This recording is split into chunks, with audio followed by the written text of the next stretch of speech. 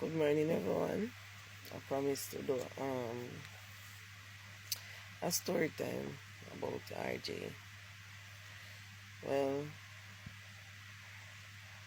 RJ is a 5-year-old who have cerebral palsy.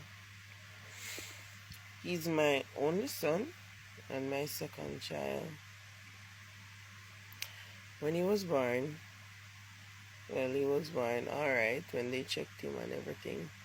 He was given to me and we were discharged. But right before we left the hospital, I saw him shaking his legs. So I said it to one of the nurse and she sent a doctor to me and they checked him and said he was having a seizure.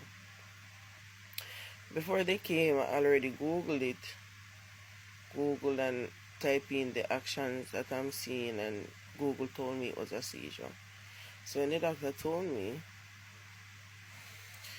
at the time, I didn't think it was going to affect him like that. You understand? Because before I know about RJ condition, I never used to hear about any child with cerebral palsy or any of that. So after they checked him and realized he had the seizure, they sent him for a CT scan on the brain. The scan came back and showed that he had a slight bleed in the brain, but it has stopped. They kept him at the hospital for 1 month exactly, and then he was discharged to come home. Couple months down the line, like 4 or 5 months, we realized that he's not hitting milestones as a 5-month-old baby. So when we take him to the pediatrician, he said he suspects that he have cerebral palsy. Yeah, and he would need physiotherapy and all of those stuff and so forth. So after that, he started physiotherapy like when he was 7 months old.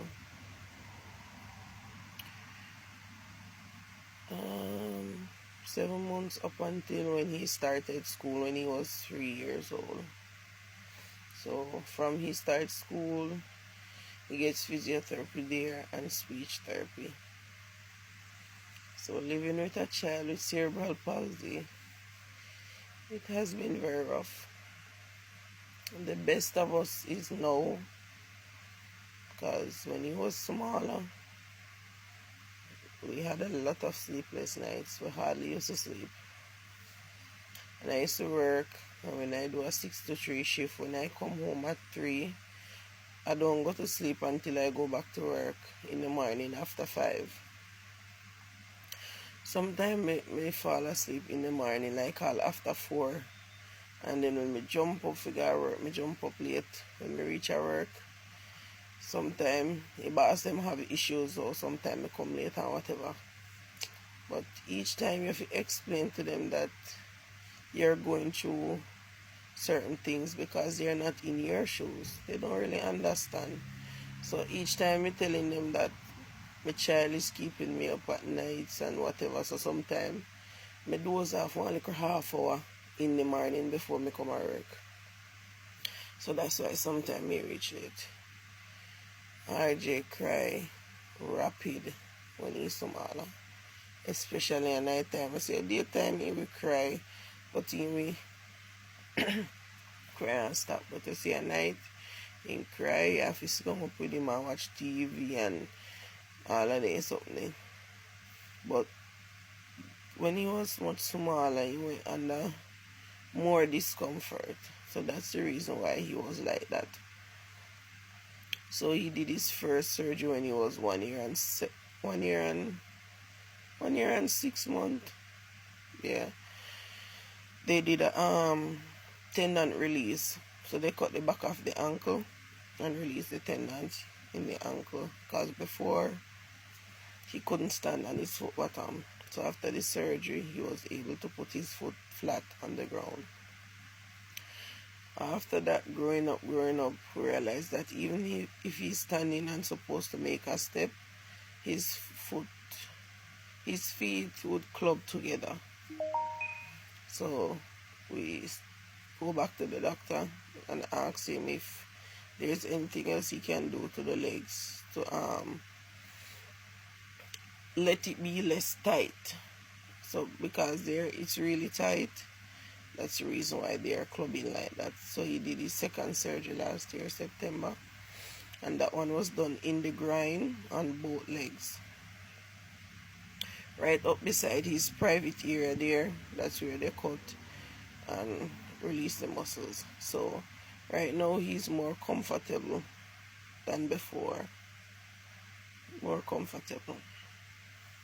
So his condition, most time I'm on the live, most people ask me what is wrong with him, and his condition is cerebral palsy, and the type of cerebral palsy that he has is spastic quadriplegia. So with that condition, his four limbs are really tight. So his two hands and his two legs are really tight.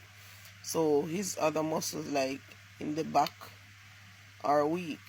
So that's the reason why he can't sit up by himself.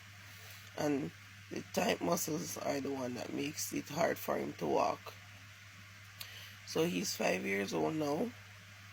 He cannot sit by himself. He can't stand by himself. He cannot walk. And he's not talking fluently either.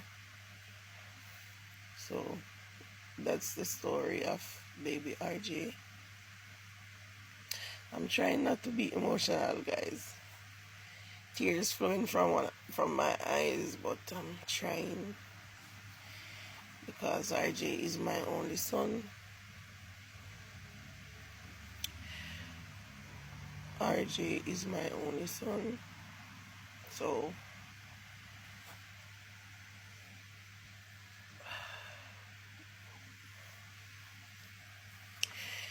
you know, we are humans.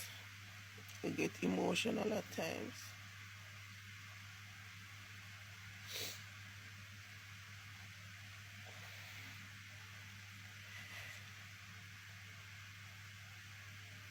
And sometimes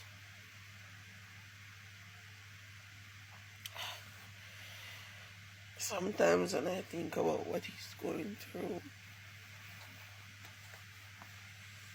I tend to break down.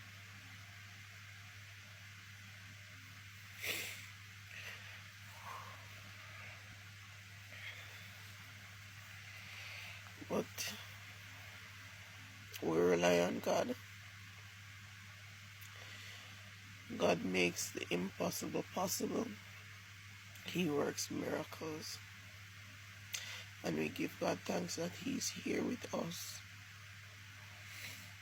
Even though he's going through what he's going through. We thank God that he's alive, and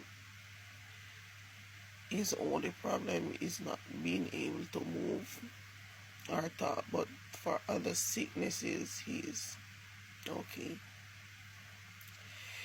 But we're leaning on the unchanging hand of God for comfort.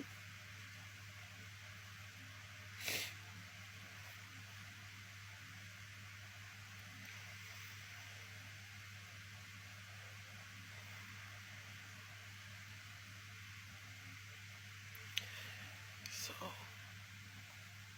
I'm trying not to cry. Baby RJ, as long as he's not in any discomfort, he's a very happy baby. A very happy baby. He always smiling. When he smiles, he light up your world. His smile keeps us going. Keeps us going every day. But we're glad that he's here. He's here with us. So that's his story. Because when I'm on the live, people tend to ask me, why don't I do a story time? So this is baby RJ's story.